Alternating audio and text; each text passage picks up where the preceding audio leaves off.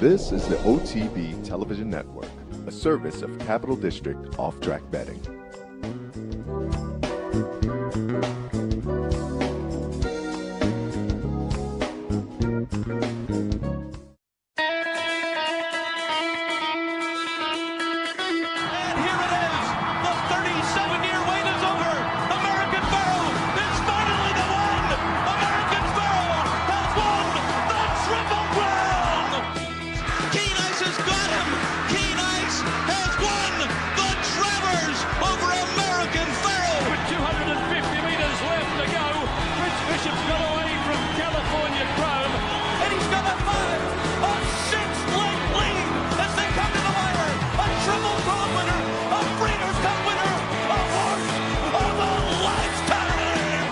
Broadcasting live from the Capital OTB studios, this is Racing Across America with Seth Merrow.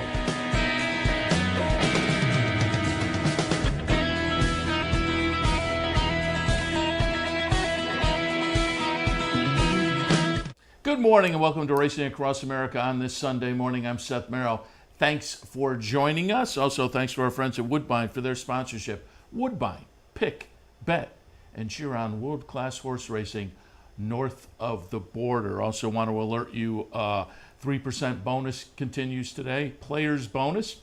If you're playing Churchill with your Capital OTB bet account, you get the shot at the 3% players bonus. There are some restrictions. Check the website, capitalotb.com, for more information there. And also want to remind you that, yes, there is the $100 win-a-bet contest today here at the Clubhouse Racebook. Stop by and watch all the racing action and also take a shot at the $100 win-a-bet contest that happens this afternoon right here at the Clubhouse Racebook, 711 Central Avenue in Albany. I want to remind you that here on this holiday weekend, we will have the nighttime thoroughbred racing available both tonight and tomorrow night. Tomorrow night, and towards the end of the show, I'll take a look at the three nice stakes at Santa Anita tomorrow: the Gamely, the Shoemaker Mile, and the Gold Cup. There are some New York entrants that'll give us some interest over there in Southern California again tomorrow on the holiday. Also a reminder, tomorrow on the holiday there will be an OTB Live. I'll be in tomorrow afternoon taking a look at the action throughout the afternoon as some of the bigger venues will be running. Santa Anita, Belmont, and I'll look at some of the Belmont stakes a little bit later on in the show too. They have a really nice New York bred stakes card tomorrow down at Belmont. So some nice stakes action on the holiday tomorrow. And again, we'll do an OTB Live for that as well. All right, this morning, a little stakes review, some handicapping, and then as I say, we'll also preview some of that action that's coming up on the holiday weekend. But why don't we start out with some stakes recap action going back to yesterday. Let's start things out by taking a look at the Paradise Creek at Belmont. And Fog of War, the number 2 horse, disappointing. Number 7, Mucho, disappointing. I had them in the 1-2 positions. Again, Fog of War will be the number 2 horse, and just when the real running starts, fades. Mucho, who is trying the turf, the number 7, winds up kind of a lackluster 4th in here. Who wins? On the front end, it's Pole Setter, and making a nice late run, the number 5, Pulsate. What's notable about both of them in this grassy turf sprint, 7 furlong Paradise Creek? Pole Setter had not run on the turf since the first couple of starts of the career, had since run another 6 times on the dirt and had won on a sloppy track, most recently at Keeneland. Pulsate had not been on the turf since the career debut. That was 5 starts back. Since then, it put in a couple of wins on the dirt at Aqueduct. So the 2 winners, not really turfers by their resume. Certainly not as compared to some of the others in here. But boy, Pole Setter looking pretty good for Brad Cox. And again, given that he's both turf and dirt, they have some options. And Pulsate for Bobby Robato, I thought also looked good. So we had there 4-1 over 16-1. Pulsate, the second longest price on the board for $1. You got a nice $74 exacta. They did take a look at this one. I'll tell you what, they took a look with regard to Pulsate and Uncapped, I believe it was. It was Uncapped, the horse that ran fifth. They eventually didn't do anything. I thought it was. I was watching the Fox broadcast with the guys, Naira, Andy, and company, and they were kind of looking askance at this as a possible DQ. Well, Paul LaDuca was kind of going back and forth. He was maybe where I was. To me, it was a little coin flip. I think they could have gone either way on that one because I think the horse was bothered a little bit. But it was one of those where you could have made the case that these horses had the momentum and were kind of going by anyway, so it wasn't going to wind up making a difference. And as it was, as I say, they didn't change up anything. But we'll keep our eyes open, Pulsetter and Pulsate going forward. But again, Fog of War, 2 for 2 last year for Chad Brown and Peter Brandt, including the Summer Stakes up at Woodbine, where Fog of War beat War of Will. So there was a nice little resume, wound up at the end of the year having a little bit of a ding, so Fog of War did not make the Breeders' Cup Juvenile Turf. This was the seasonal debut. Winds up sixth in the field of 7 as the 4 to 5 favorite. And again, it was a little bit disappointing. Now, you think of Chad Brown off a layup, you think the horse is going to be ready to roll. Yeah, a horse that maybe had a ding at the end of the last year, hadn't been seen since September, maybe needed one. So we'll see what Fog of War can do next time out. Mucho, on the other hand, Bill Mott, he was interviewed before the race on the Fox show and said just kind of hasn't lived up to that big win up at Saratoga in the second career start last August. And so they were switching things up. There was a little bit of turf breeding maybe, and so they were going to take a shot on the turf. Mucho winds up, again, kind of a disappointing fourth. Didn't show a whole lot in the stretch. He's just one of those that I think came out one day and just kind of freaked, it seems like, that win up at Saratoga. Subsequently went into the hopeful as the favorite and wound up close up second. I mean, it wasn't a bad race to mind control. Started this season out with an optional claiming win down at Gulfstream and then came up and ran fourth in the Bayshore. So again, it's not one that you're going to write off. I think this is a horse that has some talent and has a future. I just don't think that what we saw in that maiden breaker up at Saratoga, and a pretty good second in the hopeful, I don't know if the horse has quite lived up to that or will have the status you might have expected coming out of those two performances. Certainly after yesterday, I don't think we're now saying, oh, a great future on the turf as well. So a couple of disappointments, but also a couple of horses that'll be interesting to watch going forward on the turf, given again that most of their career so far had been on the dirt, both Pulsetter for Brad Cox and Pulsate for Bobby Robato. Be interesting to see where they go going forward, because they had some success already on the dirt, but that was a pretty nice performance yesterday in the Paradise Creek. Final time 120.77, so legit time obviously down there. All right, let's move on and take a look at the feature yesterday at Churchill Downs. The winning colors, these are fillies and mares sprinting. Talked to Mark Cassie yesterday, and we talked a little bit about Let It Ride Mom, who had finished third in the Bessarabian to wind up her season last year. This was the seasonal debut. Had some good workouts. I liked Let It Ride Mom in this race. Let It Ride Mom is going to be the number 7 horse and run sixth, an uninspiring sixth, but it will be Honey Bunny getting it done for trainer John Ortiz. Tyler Bays on board, coming out of a nice optional claimer starter allowance win at Churchill in the previous race, and gets it done, as you can see here, with a nice little late run to get up on the outside. A Stroll in the Park runs second, the number 8, and Upset Brewing, the number 3, runs third in here. But it was a nice win from Honey Bunny. 12-1 on the morning line, went off as the 3-1 favorite, just a tick under 7-2. So the betting public was not showing a lot of confidence in here in anybody. And as I looked at the field yesterday, I wouldn't disagree that there was a bit of a wide open aspect to this one, but it is Honey Bunny getting it done. John Ortiz and Tyler Bass. The Fox show yesterday, Gary Stevens was actually in Louisville, down at Churchill in the Winner's Circle, talking to Tyler Bass. I don't know if I misunderstood, but I thought he said, "Oh, first stakes win for Tyler Bass," which, if you're watching the show, that's not right. Now, it may have been, and this may be what they meant. First stakes win at Churchill Downs is a possibility, but Tyler Bass has been around for a while and has some nice stakes wins already. So John Ortiz being one of those guys. John Ortiz, I didn't look up his information.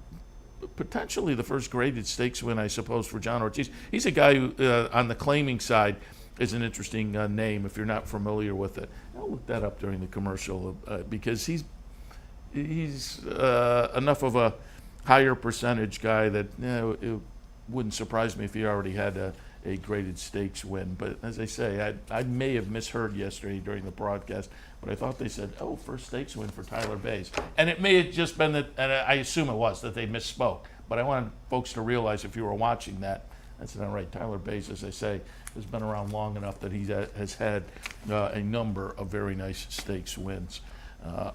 And added to it yesterday in the winning colors. Want to go up to Woodbine. There were a couple of stakes on the schedule at Woodbine yesterday, but the end of the card was canceled due to weather, and that was the Pink Lloyd race. So we don't have any replay of the Pink Lloyd race because there was no Pink Lloyd race, with the last couple being canceled up at Woodbine due to the weather. Speaking of the weather, and that cancellation of races obviously indicates wild weather. I mentioned it yesterday on OTB Live. Our man Dan in the control room mentioned to me yesterday, "Hey, one of the Sanford barns was knocked over." And being an Amsterdam guy, I said no, and I immediately looked it up. I tweeted it out. But for folks who weren't watching yesterday or aren't aware, I grew up in Amsterdam. Sanford Stud Farm was just outside of town when I was a kid. The training track and all the buildings were there. Subsequently, it was developed. Now it's a Price Chopper and Walmart for the most part, and there are still a few of the old buildings on the property. And the Friends of Sanford Stud, who we've had folks here, Sam Hildebrandt being one of them, to talk a little bit about the Friends of Sanford Stud, who are trying to preserve some of that. And they had done a great job with the one major building that was still remaining on the property up there. But some weather hit, and I didn't realize we had weather like that in the area, but some weather hit on Thursday, I guess, and knocked the building over for the most part. Again, I had tweeted it out yesterday. WNYT did a story showing video of them knocking down what was left. So I guess, obviously what was knocked down originally on Thursday was enough that the building couldn't be salvaged. But it's too bad. And it's surprising because I've been in that building and they were built, it was oak, and this was a pretty sturdy looking building. So I guess maybe there was some wild weather, but it's just unfortunate now. A piece of racing history. Again, if you're not familiar, Sanford Stud Farm, prominent the early part of the last century in American racing. The Sanford Stakes up at Saratoga is named for the Sanford family. And as I say, when I was a kid, you could actually still, when I was a small kid, there would be some horses working out on the training track up there. Not often and not too many. They were long past their prominence, but I do remember going back many years that there was still some bit of activity up there. There we go. Great job. Pulled up a shot in there, and you do not get a sense of at all from that as to just how big and beautiful and sturdy this building was. And it was just amazing that the weather hit it and subsequently put it in a position where it had to be knocked down. So again, a piece of racing history kind of goes by the wayside, unfortunately, here in our area, with that prominent barn up on that Sanford property in Amsterdam getting knocked over on Thursday. But again, I just tied that in. They had some weather at Woodbine yesterday, a couple of days ago, right up here in our local area. All right, getting back to Woodbine, however, the Marine Stakes was run. It was just the last couple of races that were affected yesterday at Woodbine. We had talked with Mark Cassie yesterday, and he had all kinds of confidence in Skywire. I think Eureka da Silva, it was just one of those situations. he may have been a little overconfident. Global Access, the number 1, will get the jump on number 2, Skywire. Skywire went off as the 3-5 favorite, deservedly so, off a nice win in the Wando over Global Access. But Global Access, again, the number 1 horse, gets the jump. And Skywire just, there are a couple of times where you get the feeling, okay, he'll get in gear and go by. Global Access is a pretty good horse, though. Mike Trombetta, Live Oak Plantation. The horse maybe had a little trouble last time in the Wando, but in the Wando, the horse that got the jump was Skywire. And so they flipped things around yesterday in the Marine. When we talked to Mark Cassidy, the game plan was for Skywire to move on to the Queen's Plate. There would be no reason to think that plan will change. Global Access, however, being a Florida bred, will not move in that direction. Running third, do want to note, our friends at West Point Thoroughbreds, Dabo was the horse that ran third in there, and it was interesting that they had shipped up a workout just about a week ago at Churchill Downs, but the Dabo, clearly they're thinking turf and synthetic are the surfaces, so they went up to take the shot in the Marine, and again ran third in there behind Skywire's a nice horse for Mark Cassidy. Global Access, as I say, for Live Oak, also a nice horse. But Skywire, as I say, as we get closer and closer to our trip to the Queen's Plate next month, he'll be one of those to watch going forward as far as Queen's Plate contenders.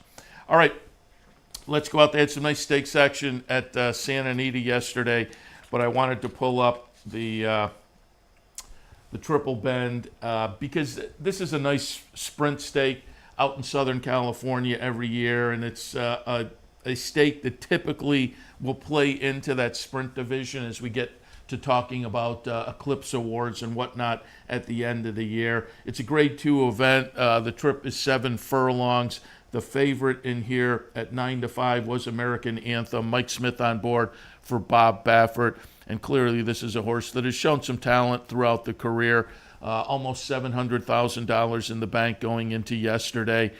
Had debuted this season at Churchill on Derby weekend in an optional claimer and ran second. So was coming in with some pretty good form, but boy, American Anthem, a little bit disappointing, runs fourth in this field. The winner will be number 6, Airstrike. And Airstrike, 10-1 on the morning line, went off at 12-1, ran fourth in the Sexton Mile down at Lone Star in the previous start, and was in an optional claimer to start the season back at the end of March and ran fourth. So it was a horse that, deserved that 12-1 price, but as we see here, makes a nice late run. The number 6 horse, Airstrike, coming at the point where you think, boy, it's going to be tough for him to make up that ground on the number 2, Sistron, who runs second in here eventually, a horse with plenty of early speed who had won a stake at Santa Anita in the previous start, but just keeps grinding, and Airstrike gets it done under Norberto Arroyo for trainer Phil D'Amato. And as I said, this is the kind of race that plays into those Sprint Eclipse Awards at the end of the year, or helps define some of the horses you want to watch in that sprint division. And the reason I called it, because it called for the replay when I was playing the show yesterday, I thought American Anthem might run better. That was the horse in the race that when you looked at this field, you thought, probably can be a player, an interesting player in this division. The other one was maybe the Hardest Way, who was coming out of a win at Keeneland back in April. The Hardest Way winds up running 8th in the field of 8. So the 2 horses that I thought, okay, we'll take a look at this race because maybe we will see some players in the division. They both disappoint, and there is a little bit of an upset. I'm not sure Airstrike, again, coming out of the 2 fourth-place finishes more recently, I'm not quite sure what to make of this race, and if we will, have a horse that we can watch in the sprint division in Airstrike. But it's one of those where, okay, let's just see. Maybe he's turned it around. Maybe he's figured it out. See what he does next time, certainly, but off of the record so far and the fact that this was a little bit of an upset, I'm not sure what particularly we can make of it. All right, let's go over to Monmouth and a nice stakes card there. We talked with Jason Beam yesterday on Racing Across America about their stakes action on Saturday afternoon. Plenty of that, and we'll kick things off taking a look at the Monmouth. Synchrony went off as the favorite, the 9-5 favorite. That wasn't unexpected. Certainly had shown a little bit of an affinity for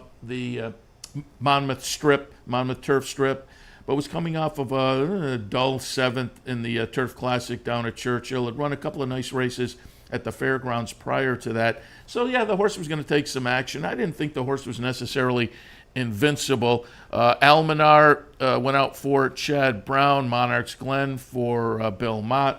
Marketoff was in here with the potential to maybe do what he had done in the last couple down at the fairgrounds and at Churchill, go out and make some pace. Marketoff did not make the pace, though, and as you see here, it will be the number 2 Almanar getting it done over number 7 Synchrony. As the two choices, 9-5 for Synchrony, or just under 5-2, 2-1 for Almanar. There was an objection, Synchrony against Almanar. Stewards looked, did not switch anything up. So again, it was fairly logical. The top two choices just flip-flopped Chad Brown over Michael Stidham. But Almanar now two wins in 6 career starts. And you can see there Almanar kind of shifts out a little bit. And, you know, it was enough for them to look at, and it was enough for the jock to maybe take his shot. We have the head on here. And it was one of those where, like I say, it was enough. If you're the owner or the trainer, you want the jock to take the shot. And there is a little bit of the herding. But I think when you look at the pan, there was opportunities for the horse. And there was opportunities for the horse to not get into that jam, perhaps. So the stewards looked, wound up making no decision. This was one where, for me, it was maybe 30-70. They could have done something. 30-70 going in the direction they went in. As you see, there's not really enough there to say he would have made up that, what was the eventual chart margin, a neck. It was close, and as I say, it was 30-70. If it had gone the other way, it wouldn't have been kind of an egregious decision, but I thought they made the right call there. Almanar getting it done. Grade 2 event, got a nice little black type win on his resume. Had a grade 1 win earlier in the career. As a 7-year-old now, it doesn't seem like Almanar is maybe what he was necessarily. I'd be interested to see what the number is coming out of this race. But he wound up last year kind of with some numbers that were a little bit lesser than we had seen. And again, maybe that was just the end of the season kind of a situation. If we see the number from yesterday and it bounces back up, maybe a little freshening got him back in gear. So we'll see where they go with Almanar going forward. One of those that, it's Chad Brown. Who knows? Maybe we'll see that one up at Saratoga this summer, taking some shots up there. All right, let's take another look at Monmouth on the nice stakes card on Saturday, the Salvatore Mile. Also one of the races that was run yesterday. I talked a little bit with Jason Beam about Diamond King, although I wasn't totally convinced off the performance in the Charlestown Classic. It was a nice number, but at Charlestown, what do you make of those numbers? Sunny Ridge went out for Jason Service. That one was interesting. George Navarro had Nanouche, Bal Harbor for Pletcher, Hoffenheim for Jeremiah Engelhart, and it will be, who else? Jason Service. The number 2 horse, Sunny Ridge, gets it done by 3/4 of a length over number 3, Diamond King. Bal Harbor, the Pletcher horse, runs 3rd in here. Sunny Ridge, with the Jason Service name, did go off as the 8-5 favorite. Second choice was Diamond King, so it was the top 2 choices running 1-2 in here. And Bal Harbor, the third choice at 7-2 runs 3rd. So no real surprises there in the Salvatore Mile. Sunny Ridge bouncing around some stakes action for Jason Service, has put over $1 million in the bank as a 6-year-old, well over $1 million at this point. So you would expect this horse will continue on that path of just kind of picking some spots, some graded spots, and will fit into some of them and will be a little overmatched in some of them. Diamond King as a 4-year-old is going to be a little bit interesting. I thought that was a pretty good performance, pretty good second. I talked with Jason Beam yesterday that I like this horse going back to the win there, December 2017 as a 2-year-old. Then came into the 3-year-old season, showed some flashes. Wasn't a superstar by any means, but showed a little life last year. And I think with that second in the Charlestown Classic, a good second here. Again, this is one where they can kind of pick their spots, Diamond King, and have a little bit of fun, you would think, going forward this season. All right, and finally, let's take a look at one more from Monmouth. We will look at the Boiling Springs, and I will say this is a ding-dong finish. I like Beautiful Lover. Talked about that with Jason Beam yesterday. Beautiful Lover's the #1 horse, but right underneath I used Karama. Went out for Michael Pino off a couple of nice performances on the dirt, and Karama is in front here, obviously taking to the turf in the first start on the turf. Beautiful Lover coming up the rail here. This is some late run from Beautiful Lover. Joe Bravo on board, and wow, gets up in the shadow of the wire, wins by half a length for Chad Brown, Paul Pompa and company. And again, just a nice performance because Karama, off a couple of 7-furlong races on the dirt that were pretty good, looked to take to the 2 turns on the turf nicely and just got a little short late as Beautiful Lover made the most of that and got up. So it's Beautiful Lover over Karama. Ellie B., the number 11 horse, winds up 3rd for Arnaud Delacour, also lately raced, and the first stakes try for that one, so maybe a future there as well. But certainly Karama, they have some options now. The horses shown some ability on the dirt, and I thought that was a nice performance, stepping to the turf in a stakes race. Beautiful Lover, though, that was only the 4th career start for Beautiful Lover. First time in stakes company, now 3 wins and 4 career starts for the Chad Brown trainee. There are all kinds of upside for Beautiful Lover as a 3-year-old filly on the turf. We'll watch and see where she heads. All right, that gives us a little stakes review. We will take a break. We'll come back, do a little handicapping for today, and then a little bit later on we'll also do some stakes preview because tomorrow there are some nice stakes both at Belmont and out at Santa Anita. All of that when Racing Across America continues. Stay tuned. Pick, bet, and cheer on live racing from Woodbine and Mohawk Park.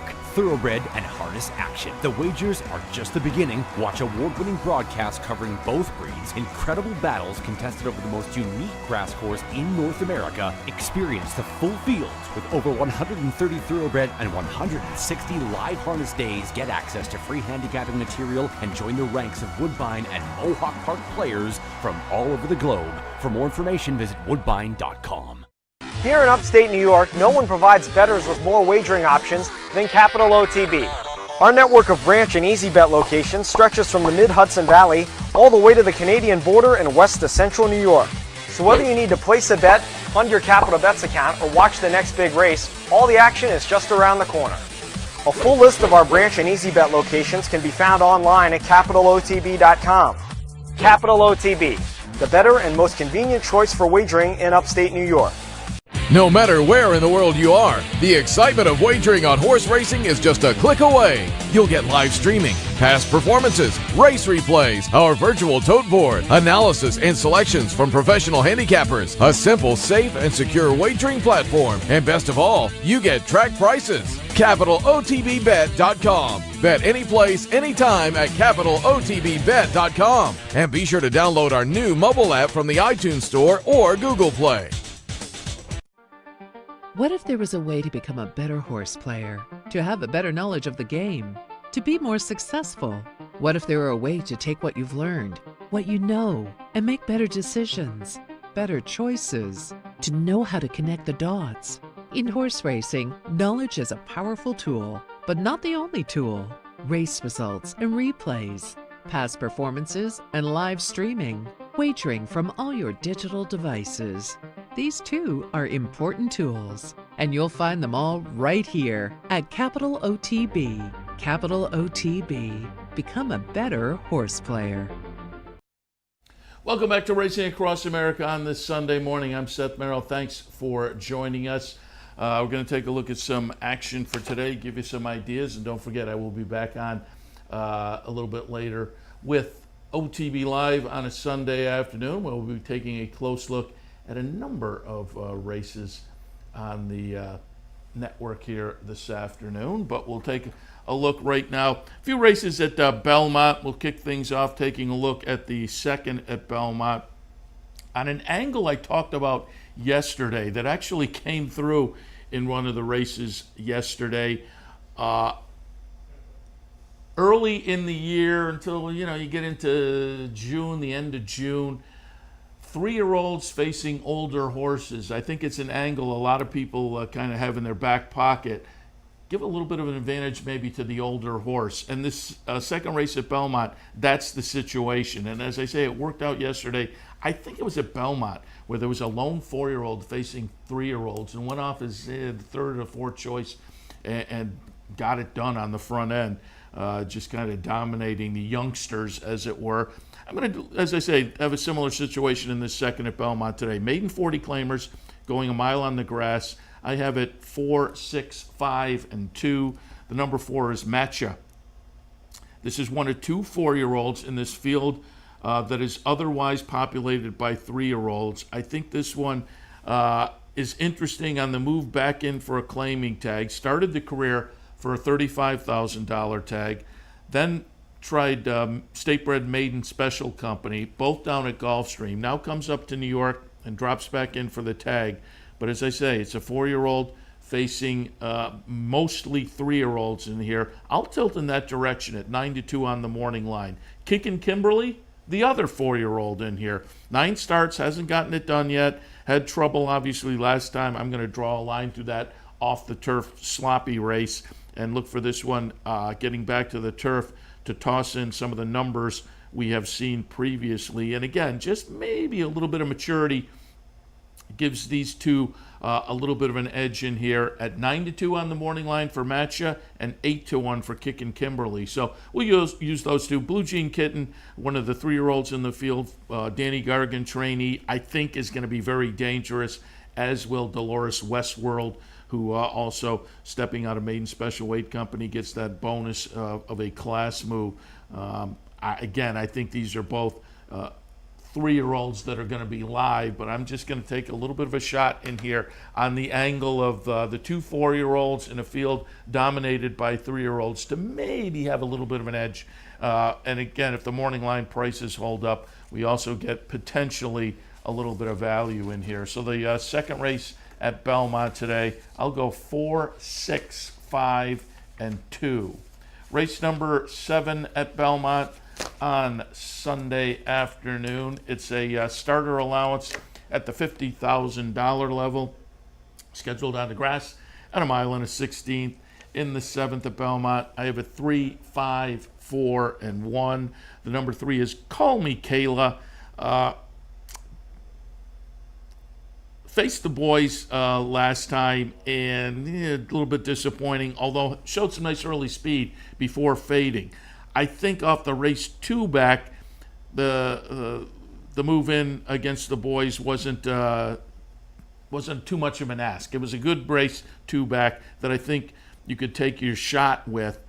Just went backwards a little bit number-wise, and again with the fade. I think with that one under the belt at this starter 50 level and being saltier maybe against the males, moving back in against the fillies and mares on this Sunday afternoon, I think Call Me Kayla is very interesting. Kendrick Carmouche on board, who you would think will be prominently placed throughout, and at a 4-1 morning line, we'll take our shot there. Call Me Kayla on top. Second spot, Peaceful Feeling.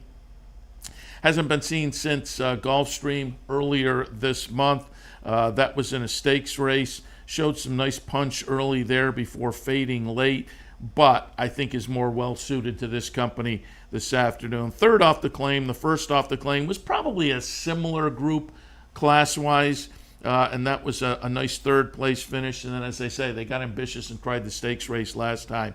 Also added blinkers. The blinkers are coming back off today, so I'm going to expect a rebound to a better performance. Irod Ortiz on board, peaceful feeling in the second spot, and then I'm going to go to Architect, the number 5. Some nice tries down at Tampa. Moves into the Linda Rice barn, though, and again, with some numbers underneath that stack up nicely here, and moving into Linda's barn. This horse wouldn't be a shock. Jose Ortiz on board. Wouldn't be a shock to see this one offer up a pretty good performance this afternoon on the move to New York. I think it's a nice competitive field. The 9-0 goes out for Kieran, and I think that one could be live coming in from Southern California. Pletcher and Rapoli have Don't Rush, who I originally put in the mix and down at the bottom of the mix and then moved out, so that one scares me. Linda Rice also has Mama D, Malarkey, Danielle's Pride, Brad Cox has Zandora. Again, I think it's a fun, competitive field in the 7th race this afternoon, but I have a 3, 5, 4, and 1. Race number 9 at Belmont on Sunday afternoon. State-bred maiden specials going 6.5 furlongs. In the 9th, I have it 7, 4, 6, and 9. The number 7 is Cyber Currency. First-time starter from connections that automatically attract my attention in debut efforts. It's Chad Brown, it's Klarovich. This horse was purchased last year at a 2-year-old sale, and that would be the knock for me. Worked 10.2 before that sale, attracted well over $250,000. So where has the horse been? I'm more enamored with these types when they show up within 6 months after the 2-year-old sale. But it is Chad, it is Klarovich. Obviously, there was some kind of a problem, but a nice steady string of workouts going back to, February. And just on this company, these connections, I'll kind of ignore the delayed debut aspect. Did work 10.2 before that March sale. Again, last year, however. The dam produced a sibling called Island Queen that was 8th, then 8th, and then won in the 3rd career start. The 2 8s are a little bit disappointing, but did win in the 3rd career start, which again says to me there is some precociousness there. More importantly, Golden Sense is on top, and I like Golden Sense as a sire precocious runner. So again, there's some breeding that intrigues me, the connections, the scenario on the delayed debut leaves me a little bit skeptical, but we'll see. I'll put Cyber Currency on top. Bassman Dave in the 2nd spot. Nice little bullet workout coming into this off some pretty good performances to start the career for Gary Siaka. Adds the blinkers today. We'll see if that one gets this one a little sharper and across the finish line in a better fashion, but it's hard to improve too much on a 2nd and a 3rd and 3 career starts, and the 3rd last time was a really close-up effort. So Bassman Dave, interesting in a 6-1 morning line. And Brad Cox has 6% in here. Bicentral banker, who again, to me says, there's a little bit of precocious breeding perhaps. Debuted down at the fairgrounds. That means this one debuted against Open Company, now moves in against State Breds in the 2nd start, again with a little breeding, and Brad Cox on the team. Linda Rice has 7 in heaven. I put that one at the bottom of my mix as one I think can move forward with the 1 race of experience already under the belt. So the 9th at Belmont, I have it 7, 4, 6, and 9. Let me give you a couple ideas also at Churchill Downs on Saturday. The Churchill 4th race, it is an allowance, non-winners of 1 other than, scheduled on the grass at a mile. In the 4th at Churchill, I have it 3, 10, 4, and 1. The number 3 is Tiz McNamara. 3 starts at Oaklawn so far this season. That was off a layoff from the career debut back in October 2017, but clearly benefited from that. The 3 starts, nice improving numbers in all 3 starts, broke the maiden 2-back, moved in against limited winners last time, and was on a sloppy track and ran 3rd. I like this scenario. Brad Cox gives the turf a shot off some nice races down at Oaklawn. 3-1, I think there's some good value. We'll see if that holds with Brad Cox training The blinkers come off, so there's a little bit of a shake-up equipment-wise. I think Tiz McNamara, interesting. Second slot, we will take a look out at the number 10, St. Denman, who also nice improving numbers. Last couple, Gulfstream, Keeneland, a win 2 back at Gulfstream to break the maiden, and then against these limited winners, allowance downwards and one other. They ran a good second last time. With that one under the belt, expect St. Denman to be competitive in this group this afternoon. A Battle of Memphis for Mark Casse. Kind of disappointed on the move to Churchill last time, and this company drops back a 1/16 of a mile, however, after having shown a little punch early before fading late. I'm going to give this one more shot because the races down at Gulfstream were better than we saw last time. So I think the horse is better than that. I'll put Battle of Memphis in the third spot. Race number 4 at Churchill, 3, 10, 4, and 1. And let me take a look finally at Churchill's 6th race, the 6th at Churchill. Maiden specials going a mile and a 16th. 5, 8, 3, and 6 for me. The number 5 is Old Gray Ghost by Uncle Mo. Debuted over at Indiana Grand, and I wonder if the horse won't get a little bit overlooked because of that. The workout at Indiana Grand most recently was very good, a 47 flat bullet, but the debut was pretty good. A nice second most of the way around at 5-1. Solid buyer number. I think this one at a 6-1 morning line price, and again, may continue to get overlooked because of coming in from Indiana Grand as opposed to horses coming in from Oaklawn or Keeneland. I'll put Old Gray Ghost on top. Second spot, The Rock Says. This one's interesting. Goes out for Stanley Huff and Sagamore Farm off a couple of turf tries, but has Uncle Mo on top. The 2 turf tries were very good, very solid numbers. I'll put my trust in the trainer to be making a clever move here. And again, a little turf to dirt move, beaten favorite last time. We'll see, but I think The Rock Says at 9-2 on the morning line could be a player. And Classic Road in the third spot for me. Comes in off a couple of sprints at Oaklawn. Showed nice improvement, start 1 to start 2. I like that Oaklawn move. I like the bullet workout at the Churchill Downs Training Center most recently. And I think it's very interesting, an angle I like, a couple of sprints, and then the third start, a stretch out to 2 turns also is, it's just, as I say, an interesting angle kind of a situation. 6-1 on the morning line there. So some prices here, potentially, we'll see how it holds up as they get closer and closer to post time, but potentially some value in this 6th at Churchill Downs for me. 5, 8, 3, and 6. All right, looking at the clock, time for another break. When we come back, there's some nice stakes action tomorrow. So we've given you a review, we've given you some ideas for today, but tomorrow at Belmont, some nice New York bred stakes action, and there's some nice stakes out in Southern California as well with some familiar names coming from the East Coast. So we'll hit on all that right after this break. Racing Across America continues. Stay tuned. 50 yards, heavily poised, here's the line, One Dreamer wins and scores a huge front-running upset under Gary Stevens. Heavily prized was second. You have just witnessed a felony. Where's the best place to find your favorite teams, your favorite food, daily drink specials, and wagering on live horse racing? Legends Field Sports Bar, 711 Central Avenue, Albany. Get your game on day or night with 75 flat-screen TVs, tournament-style pool tables, a private banquet room, and live horse racing. So if someone asks you, where's the best sports bar in the Capital Region? Tell them Legends Field Sports Bar, inside the Clubhouse Racebook, 711 Central Avenue, Albany. But Game On Dude is just battling them all off. Game On Dude has the lead. Here's Drosselmeyer out of the clouds. Drosselmeyer from nowhere.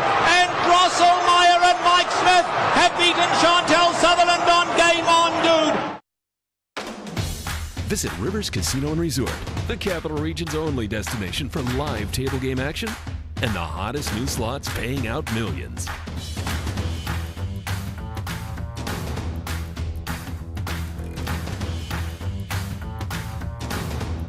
And they're off. Horse betting is now at Rivers Casino and Resort with Capital off-track betting terminals and live tellers located just off the gaming floor at Van Slyck's. Get in on all the action at Rivers Casino and Resort.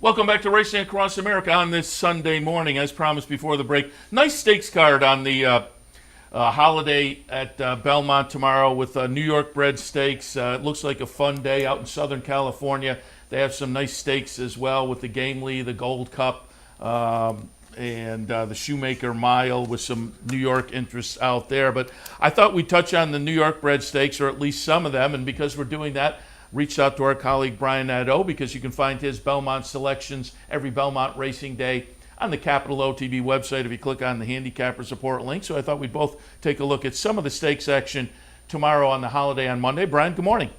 Good morning, Seth. Yeah, you said it all. Great card at Santa Anita, but a really good card at Belmont as well. These New York bred stakes came up pretty salty. Some strong favorites early in the races, but the middle, those ending stakes are really sharp.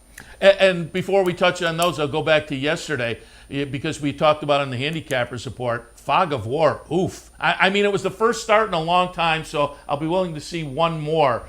But, boy, that was not the kind of seasonal debut you wanted to see from that previously undefeated Chad Brown horse.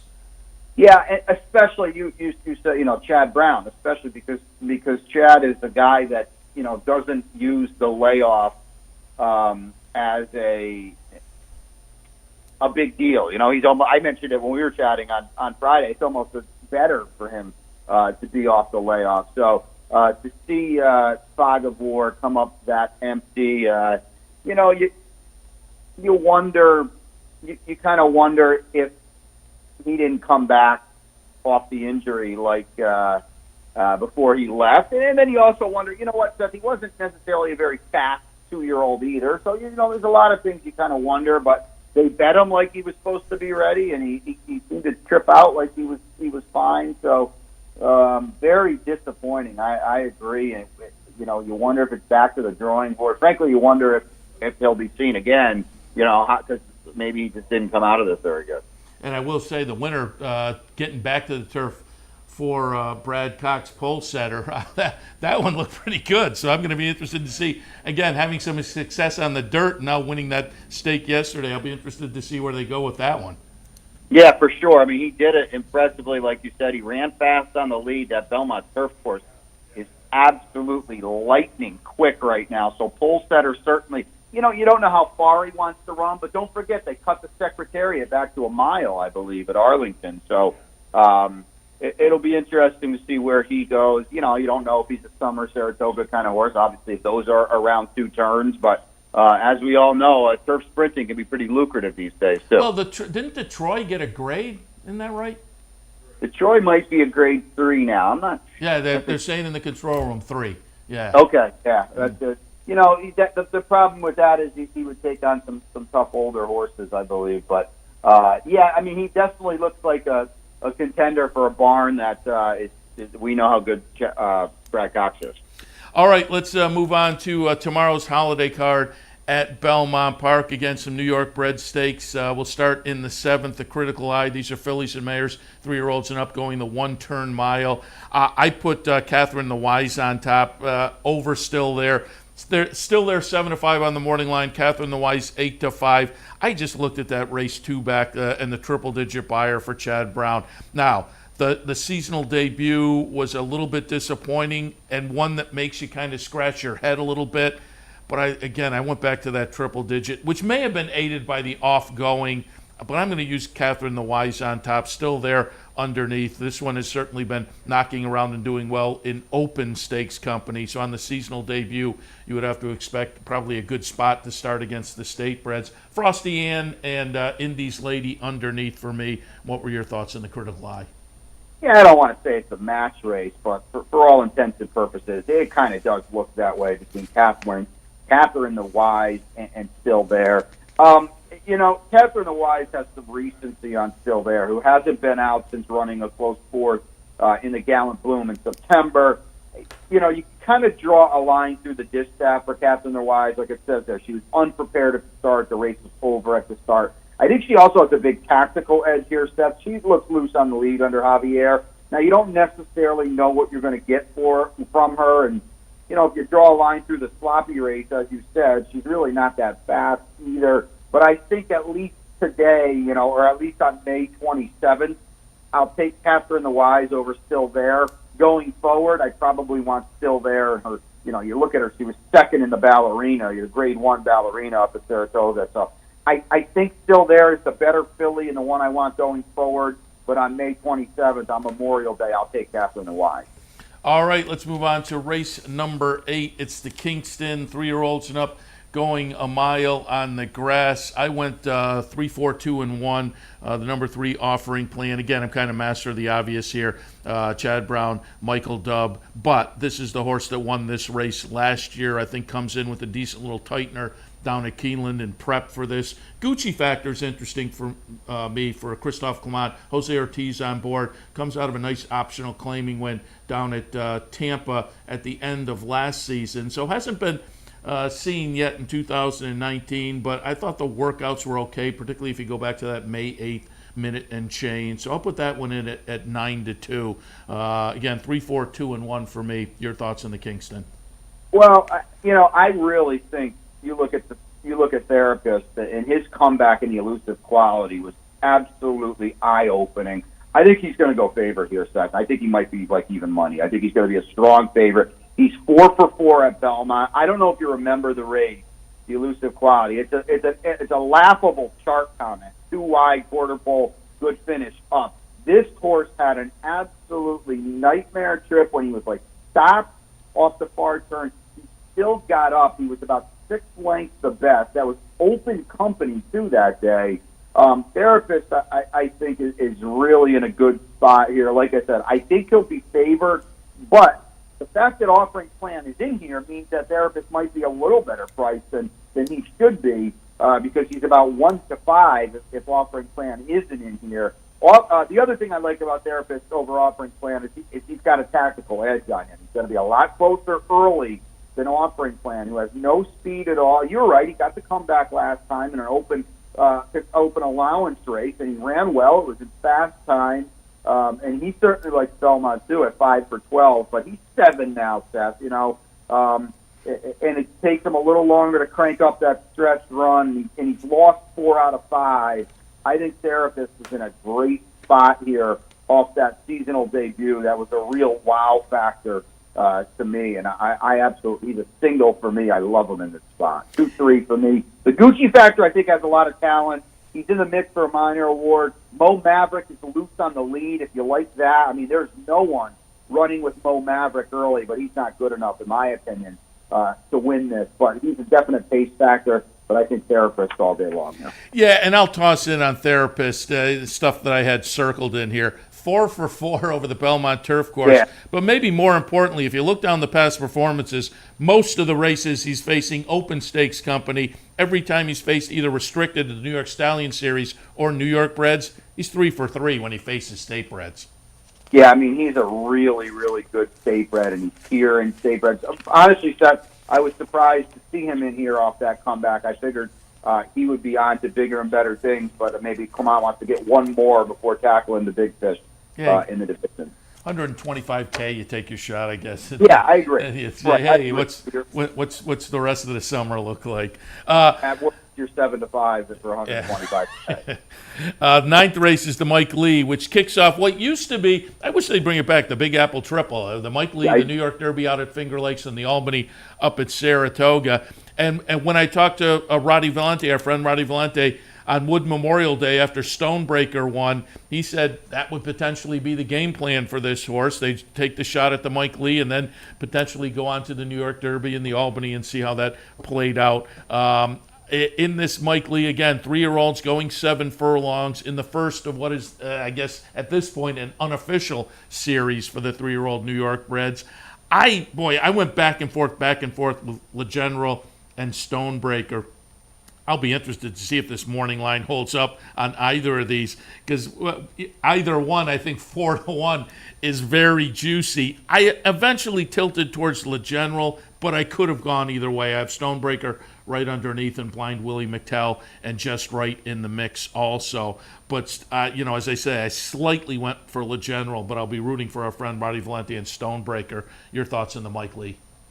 Well, there's a lot of speed in this race, Seth, and they're going 7 furlongs. And before we get into it, I didn't even realize it was not the New York Triple anymore, Triple Crown, the Derby and the Mike Lee. So I didn't really realize that kind of went away, because those 3 races still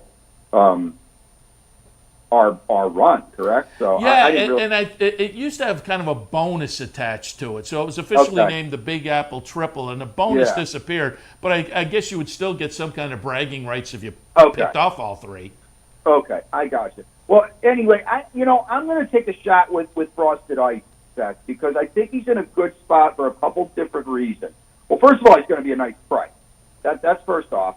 Second, he's second off the way up, and he just dominated New York breds last year in his 2 wins, including the Bondguard in a laugher. In third, I mentioned how much speed is in here. Well, Frosted Ice doesn't want anything to do with the front early, and I think that's going to put him in a good spot late. And, you look at that 77 buyer he ran last year, and, you kind of extrapolate it out a little bit. He fits right with these guys here, Second off the long layoff, back with his friends here in the New York Bred Company. Moquette reaches out for Luis Saez. So I think there's a lot to like with Frosted Ice. With all that being said, Le General, Stonebreaker, certainly Blind Willie McTell are the horses to beat. There's Funny Guy, who's got to prove it on a fast track, but he did it in the slot last time over Blind Willie McTell, and he can settle in fast horses too. So I think they're all contenders. The 1 seat's going to take all 5 spots. I can tell you that. You look down inside, there's Just Right for Todd with a monster win by 8 lengths with a huge number at this trip at Aqueduct 2 back, and he looks like he can settle just a bit. So there are a lot of different ways. Bankit did fire on the return to New York breds in the slot, but he's going to like the added ground in the pace. I mean, Seth, you could go a lot of different ways in the Mike Lee. Red Singer comes in off a laugher in the last time. What a good race, Seth. And what a good summer I think it's going to be for us, as you mentioned, Finger Lakes and the Albany, too. Yeah, I agree. This is a nice group of 3-year-old New York breds. New York bred older horses face off for a couple of $100,000 in the Commentator at a mile, and this is a field of some familiar faces, certainly. I wound up going with Giant Expectations. 5th in the Oaklawn Handicap, but a close-up 5th last time. Obviously has been knocking heads with some of the best out there in the handicap division, although, as we said on the Handicappers Report yesterday, it's a division that is a little bit lacking perhaps. But, again, now moving in against state breds, I went in that direction. Hall Anchor off the last 2 triple digits, pat on the back off the nice win last time in the state bred stakes race. Honor Up, I also have at the bottom of my mix. But I just went with Giant Expectations, the Peter Urton runner coming in from the West Coast. I think, again, gets some notable class relief stepping in against state breds. What do you think of the Commentator? Yeah, you can't find a New York bred race on his page. Isn't that pretty impressive? That doesn't speak to the quality of the New York bred program. I don't know what does. I think he's probably the horse to beat for all those reasons. Seth, class drop at the top of the list. I'm going to go pat on the back, a slight edge. I did not like him in his comeback. You can see the betting public didn't like him in his comeback. I mean, this is a guy that was 3-1 in a 6-horse field. In his last race was a close 5th in the Cigar Mile. Yet he's 3-1 in the comeback. But boy, he looks good winning for Jeremiah. The added ground, second off. There's speed to set him up. I'm going to put the pat on the back on top. giant expectations. Peter Yurton puts blinkers on here, and I don't know how to train horses, and I never have. But what I do know is they don't necessarily always take to equipment changes. And this is a veteran horse, 20 starts. I thought it was a little odd that he's going to put the foot on here after 20 starts, and where he made $1.2 million. I'm going to put him in second. Certainly, he's the horse to be. Like you said, off that proven open company form, I'll put him in second. I think there's enough speed where you look at Mr. Buff, you look at Hall Anchor, you look at Honor Up down inside, who ran absolutely huge in the Carter. Syndergaard is going to be close. Control Group could be a nice number, and he might outrun his odds here because of the pace.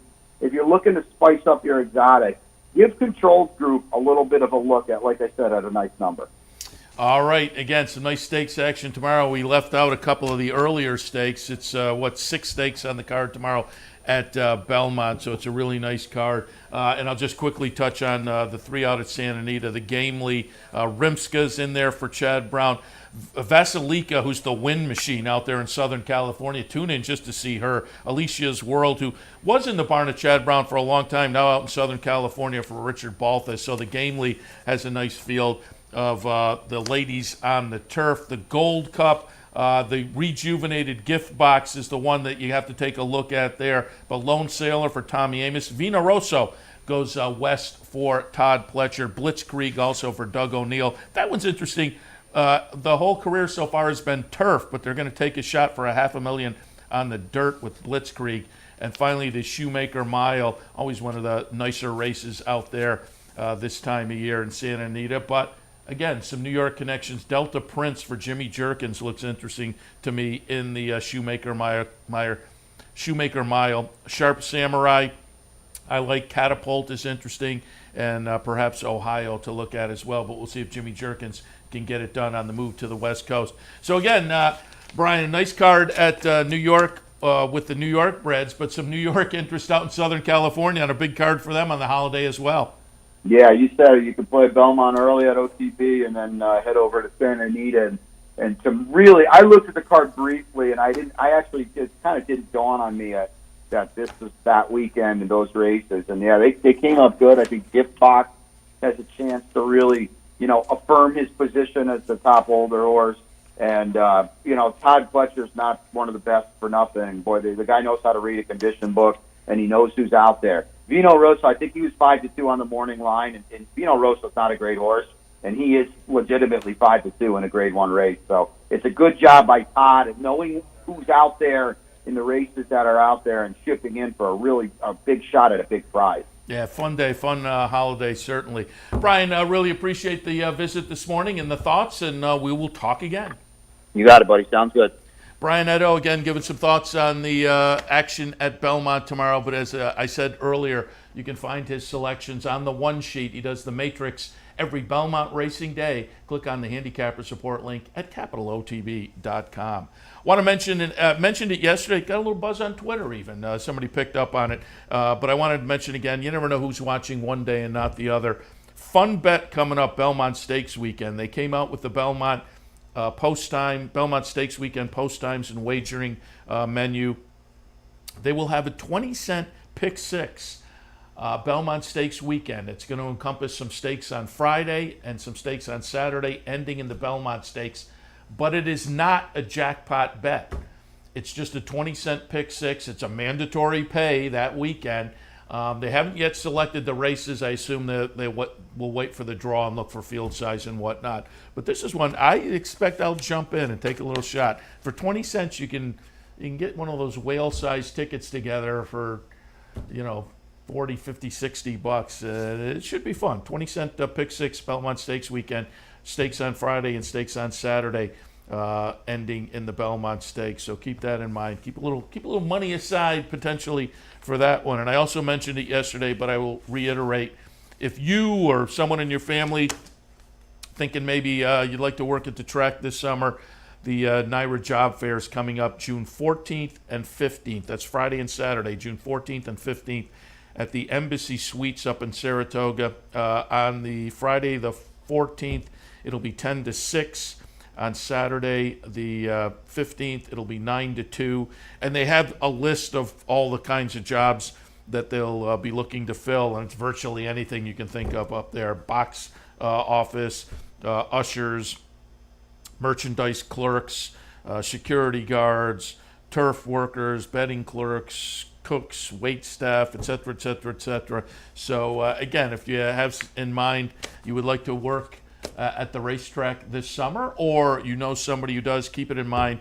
The NYRA Job Fair is coming up June 14th and 15th, the Embassy Suites up in Saratoga. All right, don't forget, nighttime thoroughbred racing tonight and tomorrow available. And given that card out at Santa Anita, it's a great thing that we are offering it tomorrow night, but tonight as well. Nighttime thoroughbred racing via CapitalOTBBet.com, and you'll see all the action here on Capital OTB TV as well.